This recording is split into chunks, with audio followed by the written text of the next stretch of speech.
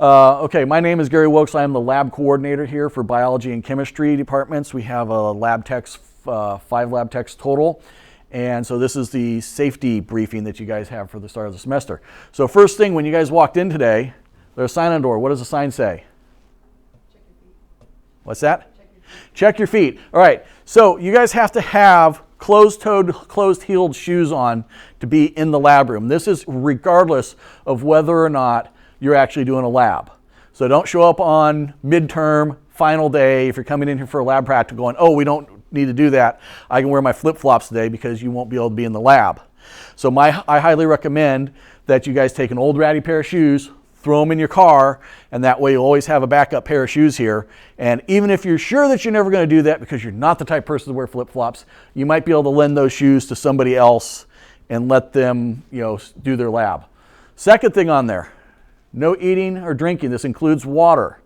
So all the water bottles, all the cups, if you're going to bring cups, they need to be outside the door. But there is no putting any food in your mouth.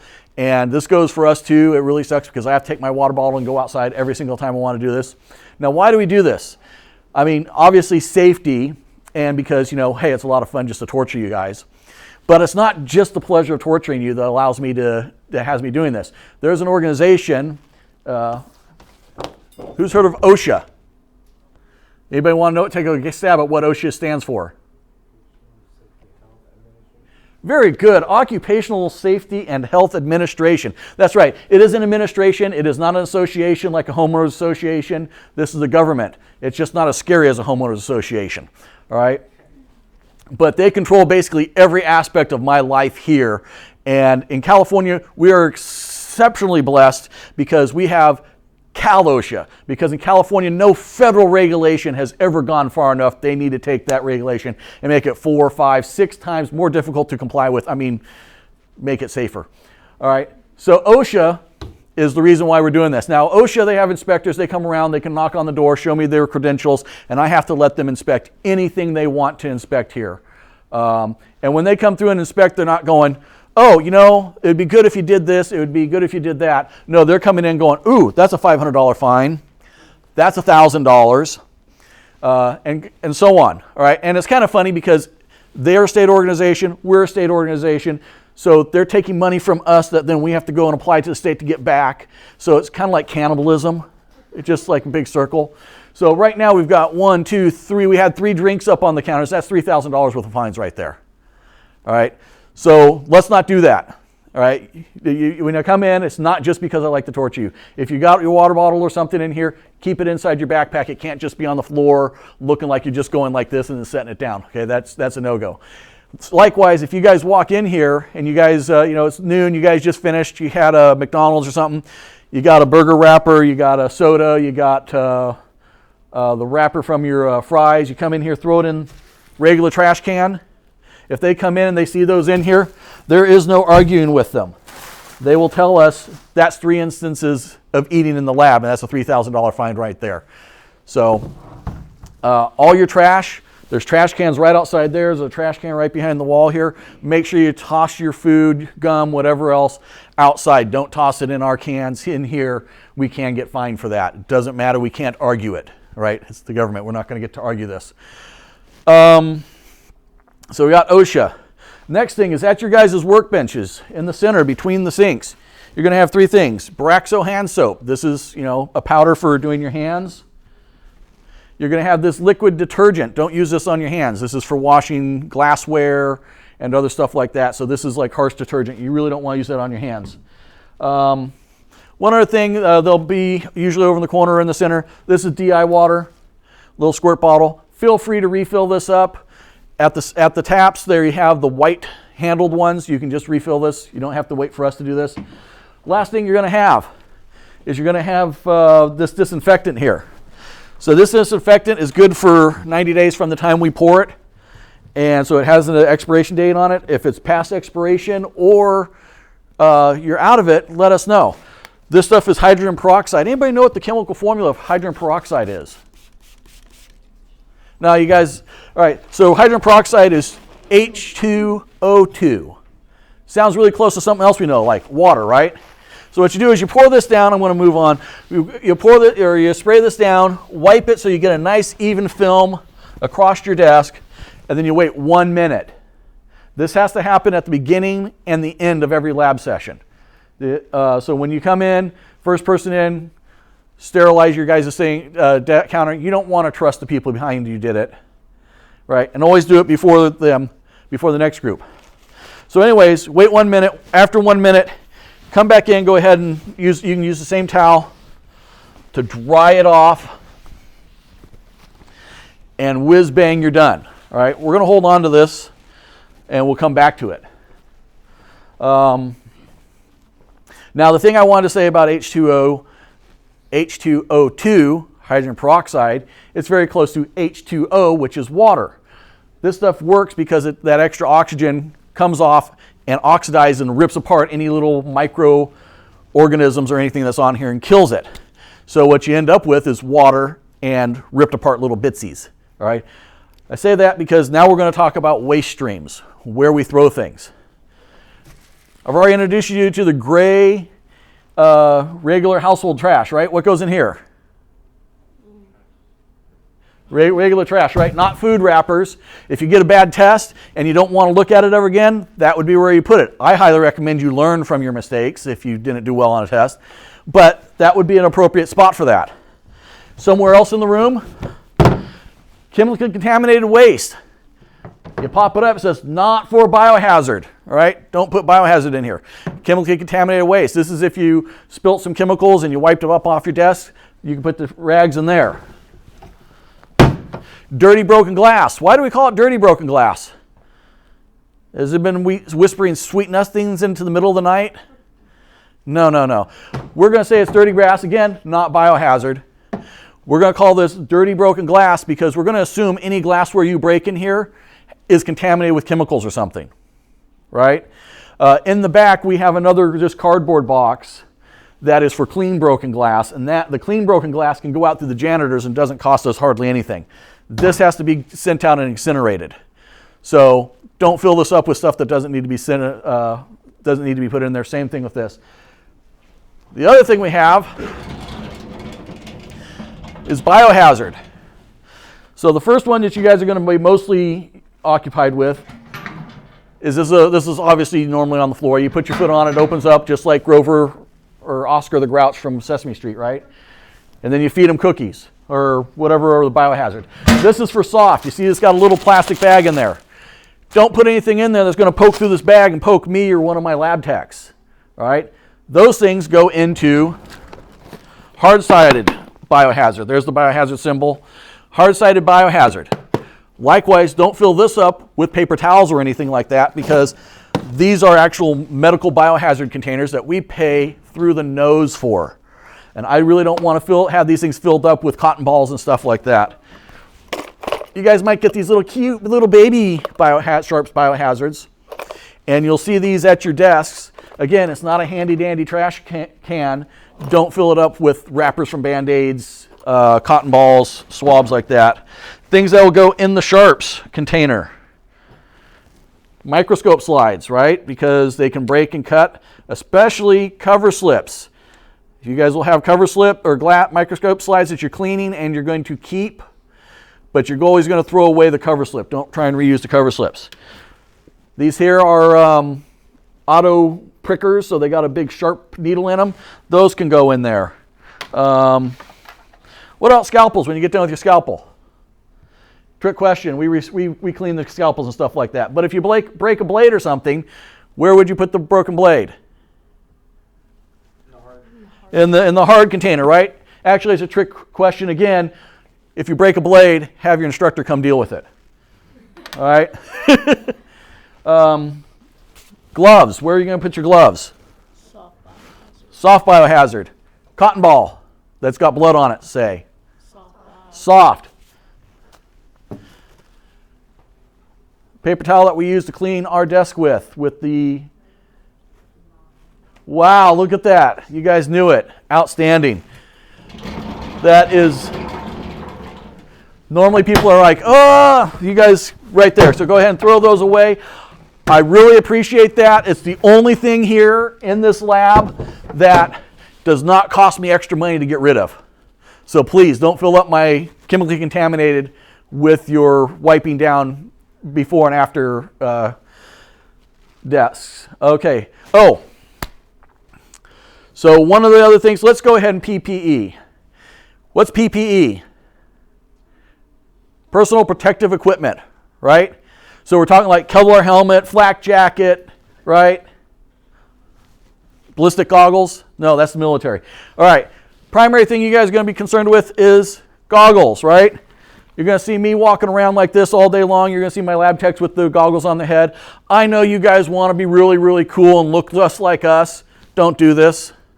All right? If you have your goggles out, they should be on, in place. Do not come in and say, oh, I'm going to use safety glasses. They have to be spill rated. We do provide you with safety goggles. They will be back here in this box. So when you guys are going to use safety goggles for anything, you can come here to the box, get your safety goggles out, use them, put them back in. At the end of the day, I know everybody's trying to be really nice and neat and help us out. Leave this open. Don't close it, because people are going, oh, I'm going to close this and help them out. Leaving it open lets us know that you use goggles today. Then we will come in and we will use ultraviolet radiation to disinfect the goggles. That being said, those of you who might wear makeup, especially like a big foundation, all that stuff, the foundation, please clean that stuff off before you go put the goggles back. 2 reasons. The person after you may not want a big, huge foundation lying around their face. Second, most of the makeups nowadays have sunblock in them. What does sunblock protect against? Ultraviolet radiation. What do we use to sterilize them? Ultraviolet radiation. Please stop working against us. All right. PPE, the other PPE up here, you're going to have gloves. All right. These are just regular, these are like for biohazards.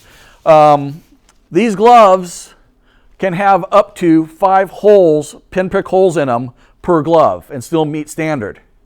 These are not for dipping your hand into really nasty, nasty stuff. This is not for spilling heavy-duty acids on, okay? You need much higher grade gloves than that. This is for keeping, nasty, gooey stuff off your hands and contaminating your skin. You still need to wash and everything afterwards. But that just to let you know about those gloves. So next thing I'm going to do is I'm going to talk about hazardous waste. So we talked about some of the biohazards and stuff that we're going to get rid of. When you're doing your actual labs, over here, what's this thing called?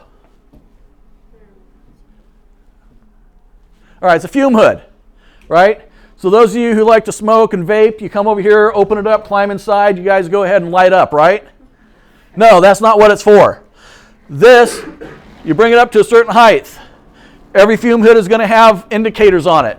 Do not bring the sash up above that. If you go up above that, you're going to get a beeping going off, all right? I'm going to close this down because it's quieter that way for the time being. You bring this up to this level. Every year we have to have these certified that we have the proper amount of airflow going across this to keep things from coming back in your face. So do not do like I'm going to do and throw it way up there. I'm going to do that just so you guys can see what's in here. The first thing here is going to be a red bagged bucket. This is obviously a biohazard, right? Because it's got a red bag in it. This is specific. We have soft biohazard, sharps biohazard. This is pathological. What pathological means, well, it's kind of like diseased. The main thing you guys are going to throw in there is when you guys do like heart dissections, the hearts don't go in that bucket, they go in there. If you guys were to use plates that are petri dishes laden with bacteria, they're going to go in there and they have to go out through a separate mechanism than the other things. Other than that, you got right now we have 3 bottles in here. You're going to have bottles specific to your lab. Every bottle or container is going to have a label on it. Make sure you read that label. When you come here to dump, make sure you know what you have. Some of the containers are going to say reaction number 3.8, and then it's going to tell you what's in there. If you don't see what you have on the label, don't dump it. Go ask the instructor. If the instructor can't find it, the instructor will come get one of us and we'll put out or properly label the container for you that you're supposed to use. We one time had somebody dump in the wrong bucket concentrated ammonia. Not the silly stuff that you have in the house, I'm talking serious ammonia. They dumped it in the wrong container. We took it in the back, dumped it in what was supposed to be the correct container, which was our acid container. Acid and ammonia makes a toxic gas. Shut down our waste facility for 3 days. Don't be that person. Take your time, ask. When you're coming over to dump, have your goggles on. You should have the glass between you and what you're working on. Don't be going like this. Okay? Over here you have, what's the organics. Normally this container is for stuff that might be flammable. Hexane, ethanol, acetone. It has a lid, open the lid, close the lid. The last one you're going to see here, that's for a specific reaction. Sometimes we have stuff that's put out, we have something that's so dangerous, we don't want it interacting with anything until it's under our control. This is labeled for calcium. That's something that you guys will be using shortly. We also have another thing, diphenylamine, which is really nasty, and we put its own container there. We don't want you mixing those things up, so please read the label. While I'm on it, while I'm on the subject of containers, we'll have bottles out like this or any other bottles. I know it's really helpful. You got a line of people behind you. You take the lid, throw it off like that, and leave it that way so the next person can come use it. Please, the proper way to do this, pick it up like that, get what you need, seal it back up. Always re-lid stuff. You will work with chemicals that if you guys leave it unlidded, the people who are last to get it, it's not going to work anymore. All right? So please, always do that wherever you're at. I don't care if somebody's right behind you, your partner's right behind you, put the lids back on, let them take it off, let everybody get into the habit of that. So, let's say you were trying to be cool and look like one of us lab techs and had your goggles up here. And you got something in your eye. What are you going to do? Got some chemical in your eye. Yes, we have, in every room we have a eye wash. All right? Got to get down here. Get your face in that eye wash. Hold your eyes open. All right? 10 to 15 minutes. That's a long time. Keep your goggles on. If something like that does happen, don't keep it to yourself. Immediately say something. Get your partner to come with you. Make sure you come with a partner. Last thing you want them to do, this is the shower. Last thing you want to do is have somebody with something in their eye come over here, pull the shower, and they're going, ah! Now, somebody's got to go turn it off. Then they got to come over here while they're completely soaking wet and stand bent over for 10 to 15 minutes. All right? So let's make sure you come with a buddy and make sure we know. Over here also is a fire blanket. This in case somebody catches on fire, you run after and jump on them and douse them out. Actually, that's an instructor level task. Don't do it yourself. We have a fire extinguisher over here. Every room will have one. That again is a an instructor or lab tech level thing. If you have a fire in here, just get out. All right, don't try and be a hero. We don't want anybody getting hurt, injured, whatever else. Just get out. So first aid, so injuries. Anytime you guys injure yourself, you need to let us know. Little cut, let us know. All right, we do have first aid kits. There's one in almost every room or adjacent to that room. But whenever you get injured here, think of it as you're injured on the job. All right, we need to have a record of that. If something comes of it later on and you need to go to the doctors, they might want to bill us for it. We need to have a record of it. If something happens and you end up losing your finger, you want us to have a record of it. Right? It makes it a lot easier. So you can refuse treatment. You can sit here and say, oh, I don't want to go in the ambulance or whatever. That's totally up to you. But we do need to have a record of it. So let us know. We will call security. They'll take your W number, your name and your W number, and briefly what happened.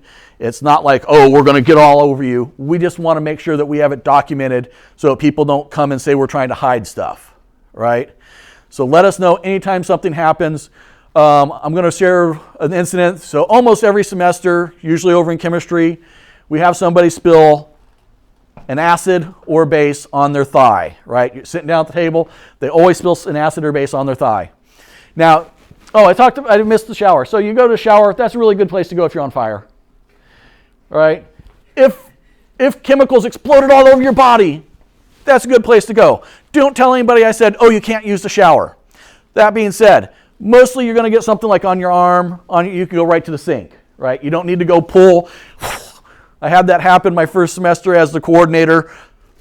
We had a new tech in the evening, and they said, somebody spilled some acid on their thigh, and we put them in the shower, now what?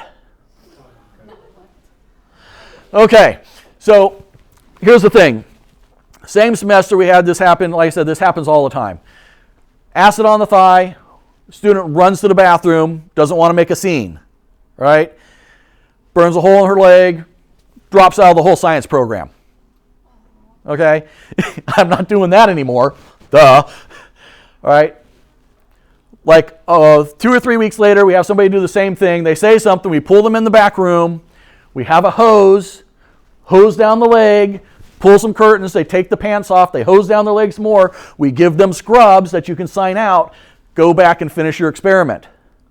Completely different outcomes. The thing is, let us know. All right, let us know. I've been here over a decade. You're not going to come up with new ways to hurt yourself. I know right now there's some guy in here going, hold my beaker, I'll show him. All right, you're just going to be, don't do it. All right, let us know. Let us know, let us know. We can't do anything for you if we don't know. We will make fun of you after an appropriate amount of time has gone by, and you can see the humor in it too. That's the difference between humor and a lawsuit. All right? So, like I said, just let us know what's going on. Report the incidents. Don't be embarrassed. Just let us know about it. Protecting yourself. There's 3 things that correlate pretty heavy to people having accidents in the lab. Anybody know the difference between a correlation and a causation, seeing how this is science? Correlation does not mean causation. That's correct. So we can say that, people who live in houses tend to get in car accidents. Well, okay. Having a house doesn't cause getting in a car accident. All right, so this is things that when we do incidents reports on people having accidents, keeps popping up. We can't say it causes it. Number 1, showing up to lab 10, 15, 20 minutes late. The first 10 to 15 minutes is when your instructor is going to give you the safety talk for that day. That's where they're going to say, hey, diphenylamine, that's really nasty stuff. Make sure you have your goggles on, put gloves on, whatever else. Or they're going to say, we've changed this procedure from what it says in the book. Don't do this chemical reaction. It'll blow up on you. All right? You guys won't have too much of that. But that's when that's going to happen. You're going to come in 10, 15 minutes late. You're going to go sit down next to your buddy and go, what did I miss? Nothing. Yeah, just normal stuff. Right? And you're going to miss that. So make sure you're here on time. Second thing, pre-read your lab.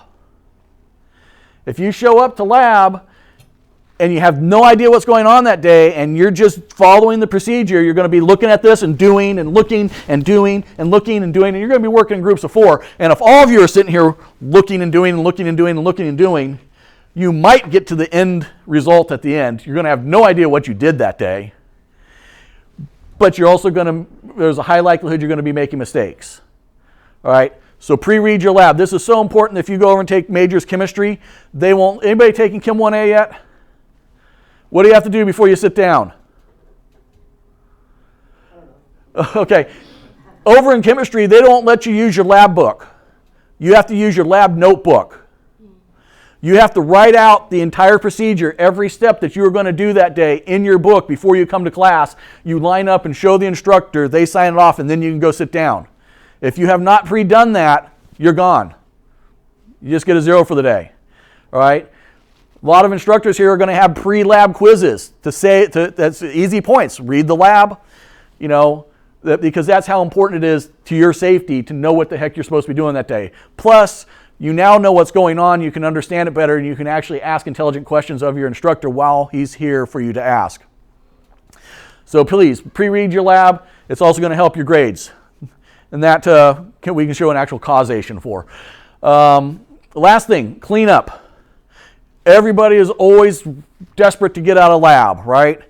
It doesn't matter. If you're a Friday class, you want to get on with your weekend. If it's like, oh, I'm running into lunch, or you missed your lunch, you're always in a hurry.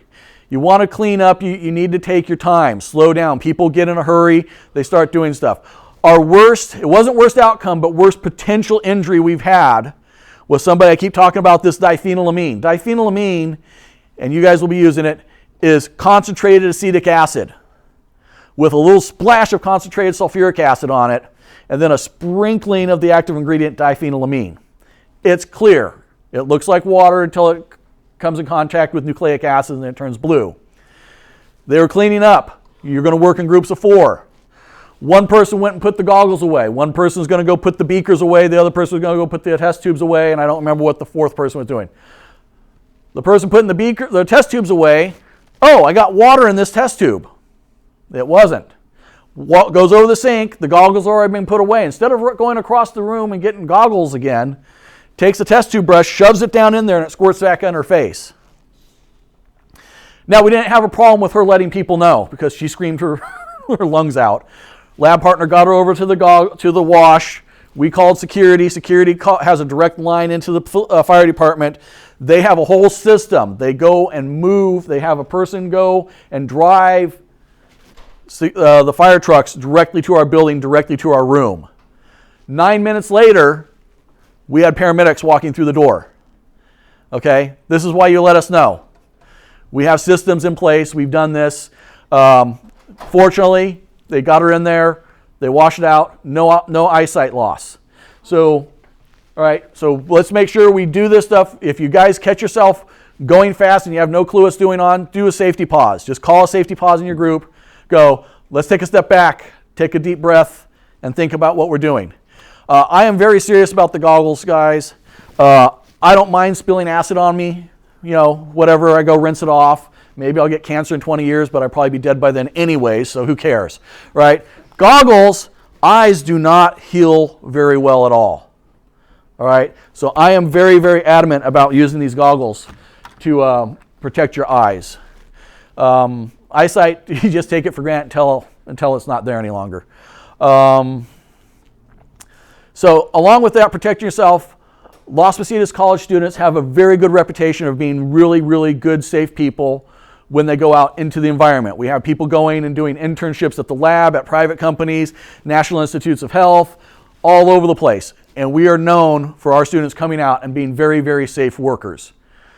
You want to catch any bad habits you have now when you're not working with hepatitis or AIDS or God knows what you might be working with, okay?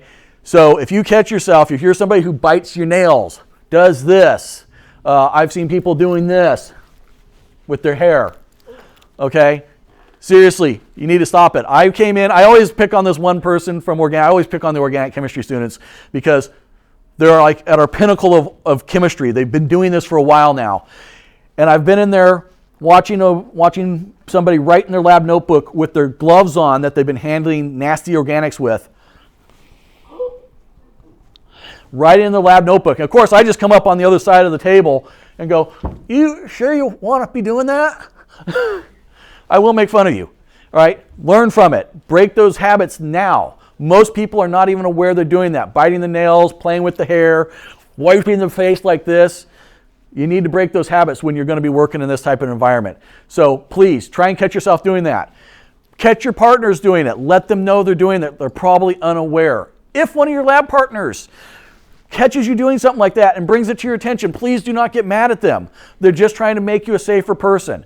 You want to break those habits here, not when you're out at your first job site and you got your employer who's having to break you of those habits, because they may not think you're worth having around. You're just a liability. All right, so let's do that stuff now. Evacuations. What's the number one reason why we might evacuate? Fire, absolutely. Or as I like to call it, midterms. Good, yes, thank you. See, it goes a lot faster. You guys laugh every once in a while. All right, Fire. If you guys have fire, we got here in the in the science labs, slightly different. Normally it's just go, right? If there's smoke coming in, you see flames, just get the heck out. Do not worry about anything. But normally, if you guys are doing some sort of chemical experiment, shut it down. Turn off Bunsen burners. Turn off hot plates. We don't want to come back to an actual fire, right? Take your chemicals. If you're doing anything that's really bad, look to your instructor. They will tell you how to stop the reaction so that you can leave and have it safe. We don't want to run out and come in and have the place now really on fire because you left something going. Push all your chemicals and stuff to the center of the table. What we don't want to have happen is the firefighters come in and you got a beaker of, well, they don't know what, that they knock off on all over themselves. Now they've been contaminated with, they don't know. It could be acid, it could be water, right? Push your stuff to the center and then go, right? This should take no more than a couple seconds. Again, all bets are off if you're seeing smoke, smelling smoke, seeing flames. Get out. Sprinklers will come on. We'll deal with it later on. You're going to go out. Right now, you're going to go straight out into the parking lot. This will change in the future, just to give you a heads up on that. Earthquake. Oh, I blew it. Okay, earthquakes. What are we going to do in the event of earthquakes? When in danger, when in doubt, run in circles, scream and shout, right? You guys all learned that one, right? No? All right. No, earthquakes. In these rooms, you are solid tables. Go ahead and get underneath them just like you would, not right now. Go ahead and get underneath them just like you would, like they've taught you for forever. One thing I try and give you guys is there's a thing called the safety triangle, life triangle, which is if we had a big one and this building came down, which is not because they build survivability into buildings in California. Number one is hospitals, right? They want those hospitals standing after an earthquake because if that hospital's not standing, they're going to be out a lot of money that they could have had from all those patients. No, that's just because they want to save people. 2, schools. This is a 5-6-year-old building. This building they want this place to end because all you guys are the next generation. They want to make sure you guys are here. You guys have heard of collateral damage? I'm collaterally protected because you guys are here. They don't care about me. I'm old on my way out. There's no sense in spending money trying to keep me alive. All right. Earthquakes. There's a life triangle, something comes down, hits the side of this, it's going to break, it's going to come down here, it's going to make a triangle of survivable space along the floor, along this bench. Even if the bench collapses, there's going to be a space there. You want to get down laying on the floor next to that, next to a wall, especially a load-bearing wall, not next to the glass windows. That would be a bad thing. When you guys are in the classrooms, please keep your bags underneath your benches, not out in the way so it's not a tripping hazard. This also has the effect of if you got munchies and water in your bag and you're down underneath there and you can't get out after the earthquake, you got yourself a little hotel, right? If the building is collapsed down around you, you have my permission to drink and eat in my lab, all right? And that's pretty much about the extent of where I'm going to give you that permission, all right?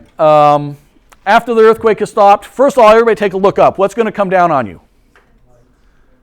All right here. I want you to look up a little bit. There you go. There you go. You chose poorly. Okay? Yeah, the people underneath the LCD projectors, they always miss it. They're like, oh my God, that's not good. All right?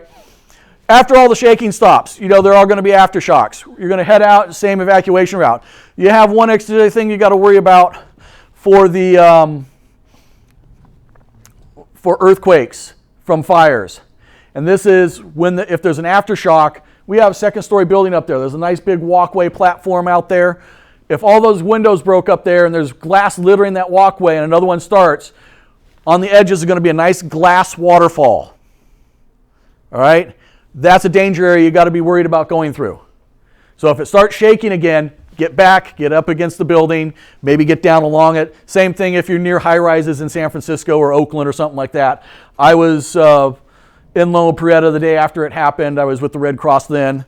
And glass does not just pop out and come straight down. If you're up next to the building, right? It comes out like this and falls. All the glass is in the middle of the building, middle of the streets. You get up against the buildings as much as you can. Get out. That's the best you can do with that. Lockdown. Why would we go on lockdown? Active shooter, right? Active stabbing, that's coming back in vogue a lot. So the standard thing that you hear is run, hide, fight. All right? You want to run away. Don't run towards it. A lot of people run towards what's going on to see what it is. You know, I'm sorry, your YouTube video might be really cool, but if you're dead, the only people who are going to see it are the police who are investigating it afterwards. It's not going to make it up there. You're not going to get famous. Get the heck away.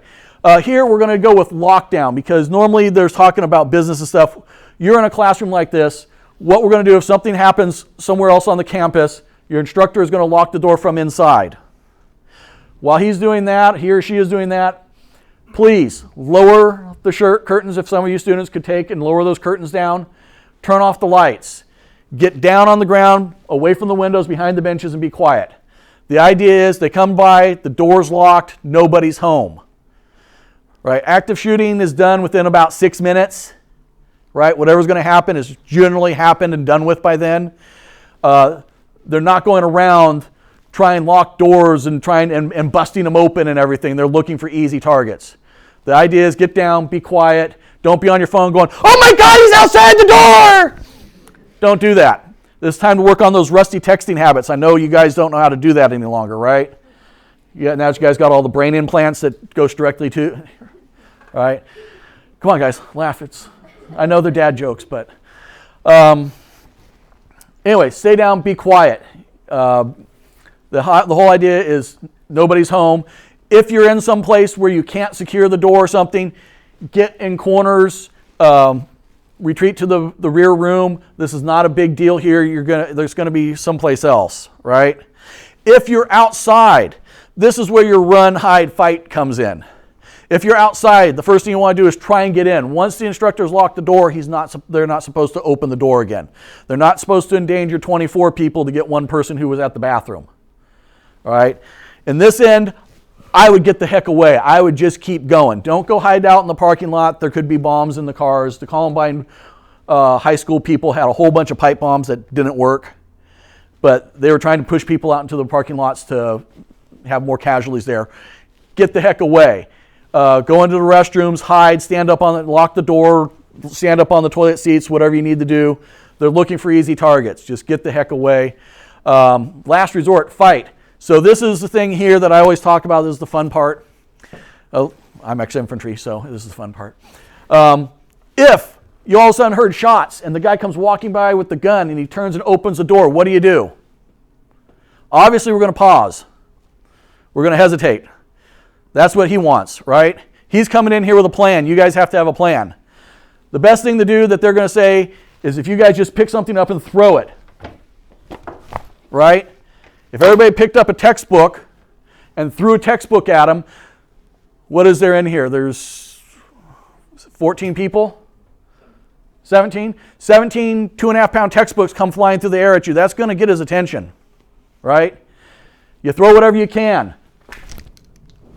Radio, that comes at his face, guess what? He's going to duck, he's going to bob, he's going to weave. He's going to give somebody an opportunity to start jumping on him.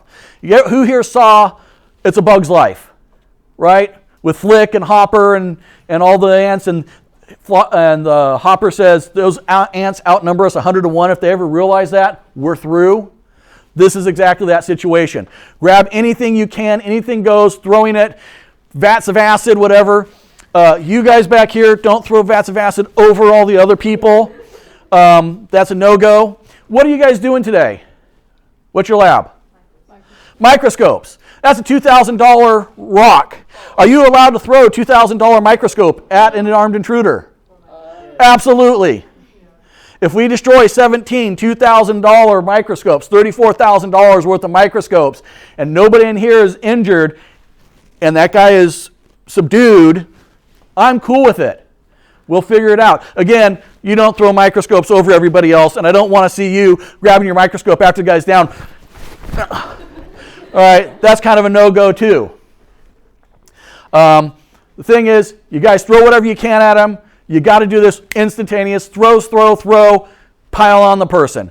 You know, you got 17 people in here. If you pile 17 people on, Arnold Schwarzenegger isn't going to do a push-up and get up out of that, right? That's how these people are taken down a lot. Just do that. You don't have to do this. If you think that your best survival instinct is hide underneath the desk, go ahead and do that, but you need to make that decision now. You need to make that decision now because you come in, he's got a plan, you don't have a plan, his plan's going to win. All right. Now we've covered the fun stuff. I'm trying to think, are there any questions? No. Okay. I just want to leave you with this. If you ever do have to defend yourself, don't do like one person. I had one of the students say, "What if we decide to kill him?" I'm like, well, don't tell the police you decided to kill somebody because that's the straight up definition of murder. More like, while defending myself, he experienced a failure to maintain viability. All right? He failed to survive the encounter. Something to that effect. Don't say we planned this out because that's not going to go over well. You're fighting to protect yourself, protect the people around you. That's what you're doing. I think that's about it. There are no questions. Yes? I have a question about earthquakes. Uh-huh. I recently read an article about how if you hide underneath the desk, it may fall on you. So would you... Okay, very good. Okay, I didn't explain that. That's one of those things I kind of left out. You go upstairs, right? You guys lecture upstairs? You got those little desks with those little teeny tiny steel legs. If the building above, that is going to protect you from these lights falling down, these tiles falling down, and all the other stuff. If the building were to come down, because it's cement, layers of cement between us, that thing is coming to the ground with you underneath it. All right? There's no perfect answer to this because we're going to assume the building's not going to come down. If the building does come down, that's where you want to be next to the table, not under the table, because the table will collapse down, but right next to it, there's going to be a space about that big of survivable space. Okay? So there's lots and lots of stuff. This stuff changes all the time. So under the table, if the building comes down on top of you, probably not the best thing. If the building doesn't collapse and you just got ceiling tiles and ducting and stuff coming down, that table is going to hurt you or is going to save you. When you're underneath there, make sure to cover up the back of your neck. That's going to be your weakest area. Lay down again on your belly, cover like this, next to something that's going to create if it crushes, it's going to crush down here and you still got that survivable space there. Good answer, good question. I did leave that out because I'm trying to also make this a quicker lecture than usual. Anything else? Okay, you guys have a good semester. Thank you for being an audience and thank you for laughing at some of my jokes because that makes it better. All right. Okay, let me... Oh,